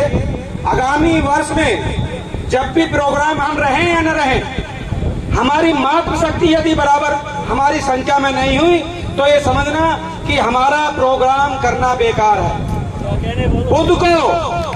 बुद्ध को या बाबा साहब को यदि हमें जीवित रखना है, हमारी मात्र शक्ति में परिवर्तन होना बहुत जरूरी है। हर व्यक्ति के पैरों में बेड़ियां हमारी बहन बेटियां डालती हैं। मैं स्वयं हारा हुआ सैनिक हूं। साथियों, यदि वास्तव में आपको बाबा साहब को और भगवान बुद्ध को भारत के अंदर जिंदा रखना है तो अपनी बहन बेटियों से शुरुआत करनी है। और एक और बात, मैं अभी अपने बेटे से बात कर रहा था कि हमारा धर्म का कारवा कैसा हो, तो उसने एक बात कही, मेरा बेटा बिजनौर में पोस्टिंग है, कि कहां से होगी पापा, आपके कितने धर्म वो हैं, ग्रह हैं, कितने बौद्ध विहार हैं, जो जिन लोगों से आप लड़ाई लड़ रहे हो उनके हर मोहल्लों के अंदर मंदिर है, हर मोहल्लों के अंदर कृष्ण का, भगवान का, किसी भी चीज का। आपका कितना है? क्या मुरादनगर के इस परिसर में एक बौद्ध विहार है जहां आप अपनी बात को रख सके? जब तक आप एक बौद्ध विहार नहीं बनाएंगे, कोई भी ग्राम पंचायत हो उसको बुद्ध विहार में तब्दील करो और बाबा साहब की और भगवान गौतम बुद्ध की बातों का महीने में प्रचार प्रसार हो, तभी हम अपनी बात को आगे बढ़ाएंगे। तो मैं कहता हूं साथियों, बाबा साहब के देश के अंदर बुद्ध प्रतिमाएं हमारी बहुत लग चुकी हैं। जो सैलाब, बाबा साहब ने कहा कि गुलाम को गुलामी का एहसास करा दो, वो अपनी जंजीर स्वयं काट देगा। हम जाग चुके हैं, बस हमें संगठित होने की जरूरत है। संगठित कैसे हो? अलग अलग समूह में बट के नहीं, एक समूह में बट के, एक समूह में होकर अपनी बात को हम आगे बढ़ाएं और बौद्ध विहार ये प्रण करके जाएं। कहीं भी बौद्ध विहार बन रहा है, आप उस यज्ञ में अपनी आहुति दें, 10 रुपए दे, 100 रुपए दे, 1 लाख रुपए दें। जब तक हम अपने बौद्ध विहार, बौद्ध मंदिरों का गांव-गांव में निर्माण नहीं करेंगे, हम बुद्ध की, बाबा साहब की बात को आगे नहीं बढ़ा सकते। इन्हीं शब्दों के साथ यदि किसी भाई की बात मुझे मेरी लग चुनी हो तो मैं उनके चरणों में अपना मस्तक रखते हुए गलती मानता हूं और अपना समय अपने श्रद्धेय जो मंचासीन लोग हैं उनको देता हूं। जय भीम, जय भारत, जय भीम, जय भारत। आगे बढ़ाते हुए, सर हो गया फोटो नहीं, इस कड़ी को आगे बढ़ाते हुए गांधी विद्यालय इंटर कॉलेज रावली कला के हमारे सम्मानित प्रधानाचार्य श्री ओम प्रकाश सिंह जी से मैं गुजारिश करूंगा कि वो अपने विचारों से हमें लाभान्वित करें। काफी गर्मी झेली है उन्होंने आज। धन्यवाद डॉक्टर साहब। सर्वप्रथम मैं डॉक्टर अंबेडकर विकास समाज समिति और बाबा साहब डॉक्टर अंबेडकर जन्मोत्सव समिति का धन्यवाद, शुक्रिया अदा करना चाहता हूं कि वो अपने स्तर से जो हमारे महान व्यक्तित्व के लोग पैदा हुए हैं उनको स्मरण कराने का जो कार्य पुनीत कार्य करती हैं, बहुत बहुत धन्यवाद उनके लिए। मैं धर्म और धर्म की बात शुरू करने से पहले समाज के लिए समर्पित समिति के पदाधिकारी भी हैं और बहुत ही सक्रिय रहते हैं आदरणीय रोहतास जी। मैं निश्चित रूप से आपकी उस बात से सहमत हूं कि हमारे लिए भी एक धम्म स्थान निश्चित होना चाहिए और उसको बनाने का, उसको पाने का जो कार्य है वो हमारे समाज के सम्मानित लोगों को ही भी करना चाहिए। तो सर, मैं इस संबंध में आपको आश्वस्त करता हूं कि इसको बिना विलंब किए बहुत जल्दी से शुभारंभ कर दिया जाए। मैं स्वयं भी और समाज के जो प्रबुद्ध लोग हैं उनसे निवेदन करूंगा कि यथाशक्ति उसमें सहयोग प्रदान करेंगे, कोई भी पीछे नहीं रहेगा, सभी बढ़ चढ़ के हिस्सेदारी अपनी निभाएंगे, अपनी भूमिका निभाएंगे। तो चल, मैं आज के आज का जो प्रसंग है परम पूजनीय करुणा के सागर भगवान बुद्ध का जन्म दिवस है। हम ही नहीं, पूरा विश्व बड़े हर्षोल्लास से उसको मना रहा है। ये बात अलग है कि उनके मनाने जो कार्यक्रम है, उन कार्यक्रमों को आपको अग्रसारित करने का माध्यम वो हमारे पास नहीं है। यह भी एक बड़ी कमी खलती है। इतने पुनीत अवसर पर मात्र हमारे 2 चैनल के उपस्थित हैं। यदि और कोई किसी का अन्य प्रोग्राम होता, मेरे ख्याल से वहां कैमरे दिखाई देते। सर, आप पहले हैं सर। तो बहुत सारी कमियां हैं इसमें। आपस में बैठकर समाज के जो प्रबुद्ध लोग हैं उनको मनन करना चाहिए कि क्या क्या और चाहिए हमारे समाज के विकास के लिए। वैसे तो आप धन से पूर्ण है कि बाबा साहब ने वो अधिकार, भगवान बुद्ध ने वो शिक्षाएं हमारे समाज को दी। यदि आंशिक रूप से भी हम उन्हें अपनाएं तो निश्चित रूप से हमारे विकास को, हमारे समाज के विकास को कोई बाध्य नहीं कर सकता, कोई रोक नहीं सकता। अब मैं बात करूंगा 2500 वर्ष पूर्व एक ऐसी व्यवस्था का विवरण आपके समक्ष रखूंगा जिसको धार्मिक व्यवस्था कहते थे। धर्म की व्यवस्था नहीं, धार्मिक व्यवस्था। और यदि मेरे कोई साथी धर्म की परिभाषा जानते हो तो मैं उन्हें आमंत्रित करूंगा, कृपया वो बताने की कृपा करें, कष्ट करें कि धर्म क्या है।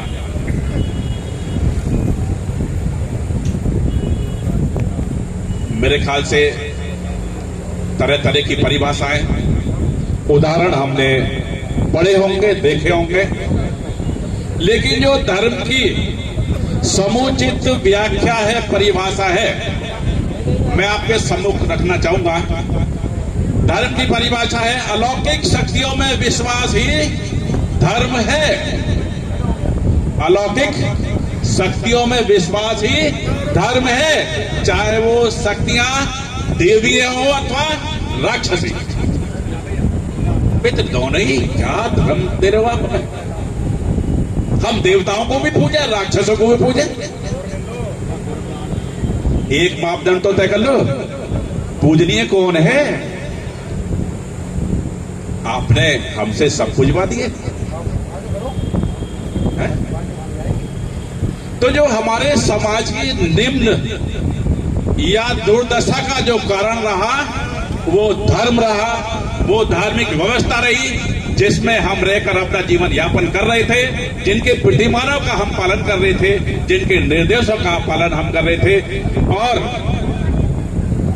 दुख की बात यह भी है कि जब हमारा समाज शिक्षित होता जा रहा है, और ऐसा भी नहीं, यहाँ तमाम बुद्धिजीवी बैठे हुए हैं, श्रेष्ठ वक्ता भी हैं, श्रेष्ठ श्रोता भी हैं, और हर विद्या में मैं देख रहा हूं, देखो संगीत विद्या हो, एक बच्चा आया था अभी, तो कहीं पीछे नहीं है, पीछे है।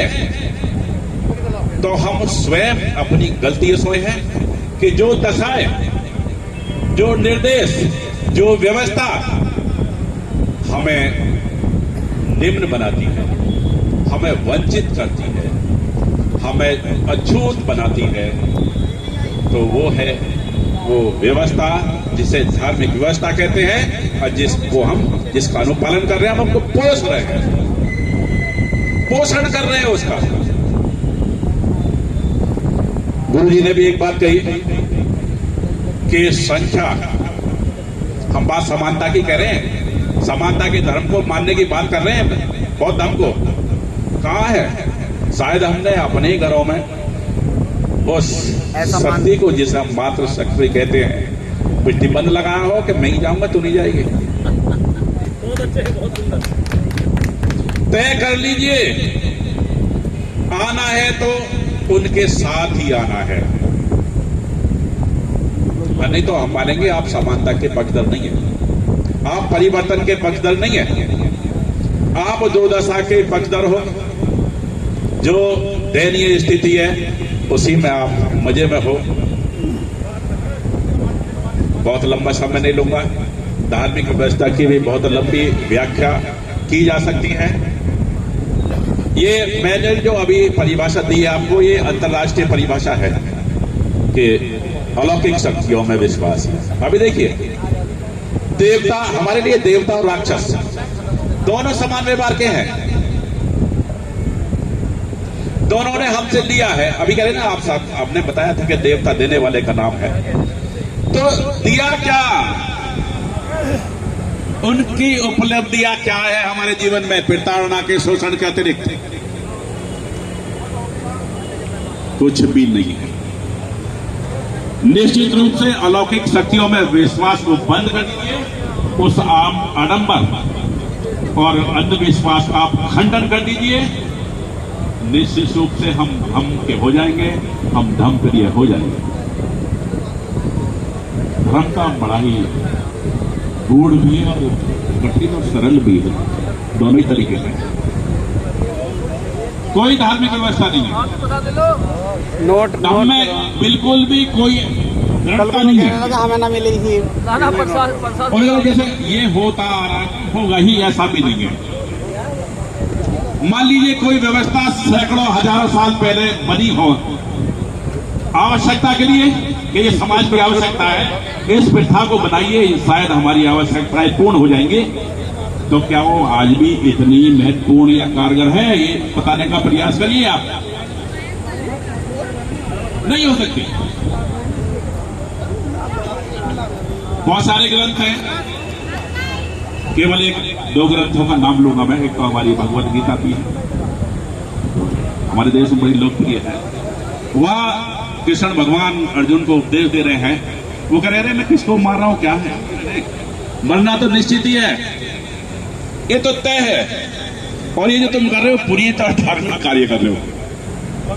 समझा कि 100 वर्ष के बाद आत्मा भी शरीर को छोड़ देती है, फिर ये स्थायी नहीं है। वो उपदेश दे रहे हैं और हम मानने को तैयार नहीं है। मैं आत्मा और शरीर की बात नहीं कर, परमात्मा की बात नहीं कर रहा, मैं व्यवस्था की बात कर रहा हूं। जब आत्मा भी परित्याग कर देती है तो भैया वो सामाजिक व्यवस्था जो सैकड़ों हजार साल पूर्व बनी थी, क्या आज भी इतनी सुधारात्मक है समाज के लिए? इतनी उपयोगी है क्या समाज के लिए? बिल्कुल भी नहीं है।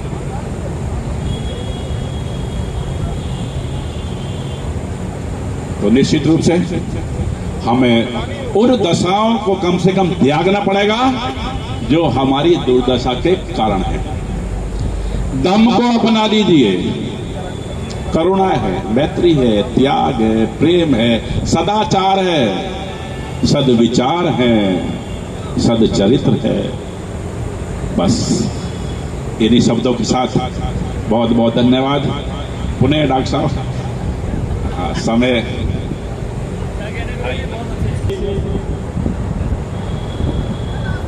आपसे उम्मीद और अपेक्षा हम लोग करते हैं, उससे भी कहीं ज्यादा। काहे से जा रहे हो? काहे से जा रहे हो?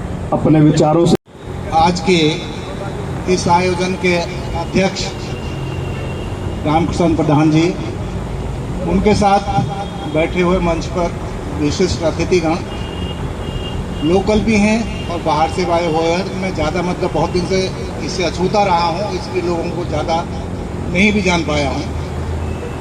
आज के आयोजन में माताएं और बहनाएं उपस्थित और हमारे सभी साथी यहाँ उपस्थित हैं, सबका मैं इस अवसर पर हार्दिक अभिनंदन करता हूँ। इस बुद्ध पूर्णिमा के अवसर पर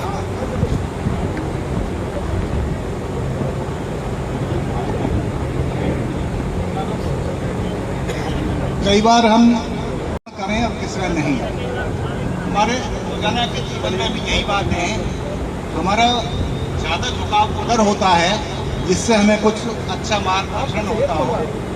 माइक थोड़ा सा हम नजदीक कर लें। नहीं कोई बात। इसलिए कई बार मतलब लोग मतलब पूछते थे मतलब भगवान मतलब बाबा साहब से भी कि आपने मतलब तो इतने दिन के बाद में ये मतलब बुद्ध धर्म क्यों किया, जबकि ग्रहण करने की क्यों कही, जबकि आप पहले ही इस बात को आपके सवाल धर्म में पैदा हुआ हूँ तो मेरे बस में नहीं था, लेकिन मैं इसमें मरूंगा नहीं। आपने इतना समय क्यों लगा दिया? तो बाबा साहब ने कहा कि मैं मतलब चाहता था देखना कि मैं किस तरफ जाऊँ। मैंने सारे धर्म जो हिंदुस्तान में हैं उन सबका अध्ययन किया और बड़ी बारीकी से अध्ययन किया और मैं इस निष्कर्ष पर पहुँचा कि कोई भी धर्म ऐसा नहीं है जिसमें हमें कोई ऊंच नीच से मतलब जो है ऊपर समझता हो। सिखों ने भी आग्रह किया कि बाबा साहब आप हमारे धर्म में आ जाओ, हम आपको जमीन देंगे, पैसा भी देंगे, गुरुद्वारा देंगे। मुसलमानों ने भी कहा, ईसाइयों ने भी कहा, लेकिन सबको पढ़ने के बाद वो सिर्फ एक निष्कर्ष पर पहुंचे कि बुद्ध धर्म ही एक ऐसा धर्म है जहाँ पर कोई जात पात नहीं है, क्योंकि उन्होंने मतलब थोड़ा सा सिमिलरिटी उसमें पाई सिखिज्म में कि वहाँ शायद कोई ऐसी बात नहीं है। लेकिन जब उन्होंने अपने लोगों को भेजा कि भाई देख के आओ कि वहाँ क्या हमारे लोगों की स्थिति है, वहाँ जाने के बाद जब वो देखा उन्होंने कि हम आपके लिए अलग से गुरुद्वारा बनवा देंगे जिसमें आप लोग पूजा पाठ कर सकते हैं, आपके लिए हम इतना पैसा बंद कर देंगे, लेकिन आप हमारे उसमें नहीं सम्मिलित हो सकेंगे, हम आपको अलग से प्रबंध करेंगे। तो उन्होंने यही सोचा कि इससे अच्छा तो यही है कि मैं इस धर्म में जाऊँ, और उन लोगों के लिए जवाब था कि भी मैं क्यों इतना इंतजार करता रहा। और 14 अक्टूबर 1956 को ही उन्होंने ये विधिवत रूप से घोषणा की कि मैं आज अपने अनुयायियों के साथ में बुद्ध धर्म में जा रहा हूँ। इस पार्क के संबंध में आप लोग सभी जानते हैं कि किस स्थिति से निकल कर हम यहाँ तक पहुँचे हैं, इस पार्क को लेके आए हैं। पहले सिर्फ यहाँ पर अम्बेडकर जयंती होती थी, उसके बाद में रविदास जयंती का भी आयोजन किया गया। धीरे धीरे आप जो है बुद्ध पूर्णिमा के भी आयोजन किया जा रहा है। तो जैसे जैसे हम सोचते हैं कि क्या क्या कमी रह रही है उसको पूरा करने में लगे हुए हैं। एक समय था जब बाबा साहब को पानी भी नहीं मिला, लेकिन ये बड़ी खुशी की बात है कि आज हम उन्हीं के नाम पर भीम शीतल जल प्याऊ का आयोजन कर रहे हैं और सैकड़ों हजारों लोग यहाँ से मतलब पानी पीकर निकलते हैं। ये हमारे सौभाग्य की बात है। तो मैं तो यही कहूँगा आप लोगों से कि इन्होंने भाई साहब रोहतास ने एक बड़ी अच्छी बात कही थी, और भी एक लोगों ने बात कही थी कि भाई हम जब तक छोटे छोटे अपने आयोजन नहीं करेंगे, आपस में विचार विमर्श नहीं करेंगे, हम अपने इस कार्यक्रम को सफल नहीं बना सकते हैं। तो इसलिए हम लोगों को समय समय पर थोड़े ही लोग इकट्ठे हों, आपस में विचार विमर्श करें। श्रवण संघ के भाई हमारे यहाँ पर हैं, ये वो भी कोशिश कर रहे हैं। मेरा तो अनुरोध यही होगा कि हम अलग अलग ना होकर सब एक साथ हो, श्रवण संघ हो या अम्बेडकर जयंती वाले जो है वो भी सब अपने एक साथ मिलकर किसी भी आयोजन को करें तो बहुत अच्छा होगा। इन्हीं शब्दों के साथ में अपने भाई साहब राम किशोर जी ने वो अनुरोध किया, मैं तो बहुत दिन से मतलब अलग हूँ इन चीज़ों से, लेकिन फिर भी आपका धन्यवाद बुद्धिजीवी लोगों से कि ये सब तो चल रहा चलता भी रहेगा। हम इस संगठन से अलग कोई ऐसी संस्था भी तैयार करें कि हमारे हॉस्पिटल हो, कॉलेज हो, हम कोई ऐसा व्यवसायिक केंद्र बना सके। सिर्फ मैं 100 रुपये अगर दान देता हूँ उसमें 3 रुपये रोज, 3 रुपये रोज बैठते हैं।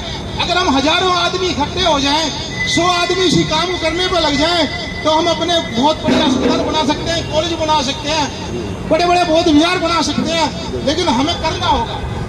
तो मैं आप सबसे निवेदन करता हूं कि पहले 50 या 100 आदमी एक दिन इकट्ठे हों और इस बात को रखें। जब हम सोचेंगे बैठेंगे तभी होगा। अगर हम बैठेंगे नहीं, सोचेंगे नहीं, तो कैसे होगा? तो इसीलिए आप सबसे मेरी गुजारिश है, आप सबको जय भीम। क्षमा चाहूंगा कुछ गलती हुई होगी तो।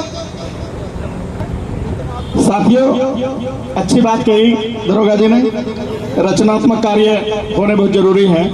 और अब मैं गुजारिश करूंगा आज के इस कार्यक्रम के सम्मानित अध्यक्ष जी रामकिशन प्रधान जी, उनके साथ हमेशा समापन मैं पिछली बार अध्यक्ष इसलिए नहीं बना जन्मोत्सव समिति का कि उनको बोलने का मौका ही नहीं मिलता।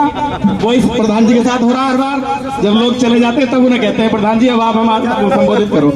तो सीधे सीधे रामकिशन प्रधान जी से गुजारिश करूंगा। सुनने को कोई रहता नहीं है, वो उठ भी नहीं सकता है। प्रधान जी किसे सुनाएं तो प्रधान जी संबोधित करके कार्यक्रम का समापन करके और सीधे सभी साथियों के साथ प्याऊ वाले कार्यक्रम में उद्घाटन करने के लिए चलेंगे। तो मैं गुजारिश कर रहा हूं प्रधान जी से।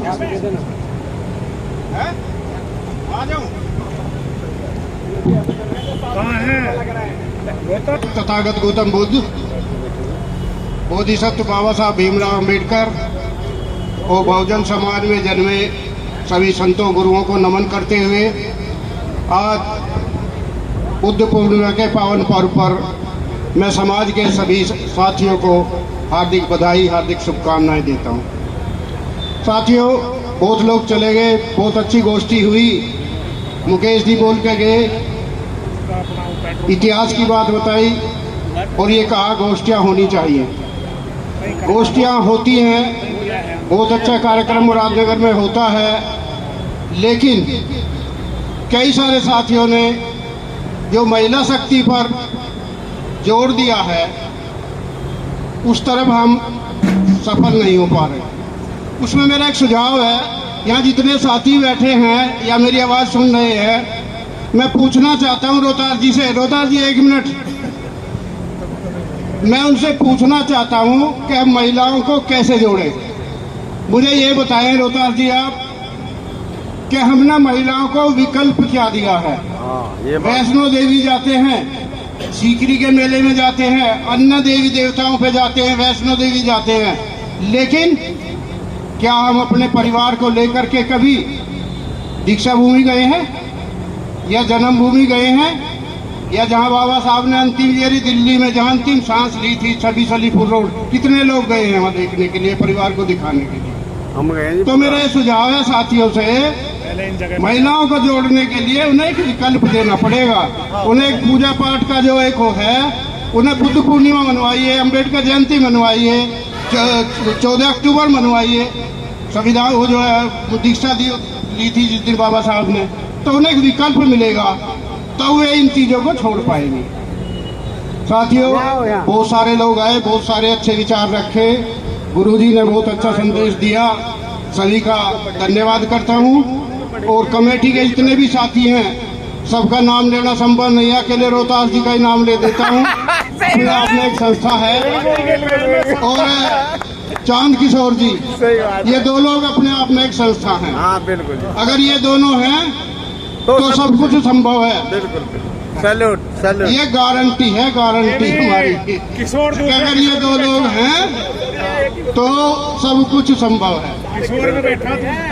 तो साथियों, बहुत अच्छा कार्यक्रम सभी साथी मिलकर देते हैं, दिल से काम करते हैं, मेहनत करते हैं, पैसा भी देते हैं, समय भी देते हैं, उन सब का हृदय से आभार। आज का कार्यक्रम बहुत अच्छा हुआ। आज के कार्यक्रम की समाप्ति की घोषणा की जाती है। सभी साथियों से अनुरोध है जो पंडाल में हैं, बाहर प्रसाद वितरण का काम में अपनी हिस्सेदारी थोड़ी करें और प्रसाद वितरित करें। जय भीम, जय भारत, नमो बुद्धाय, जय संविधान।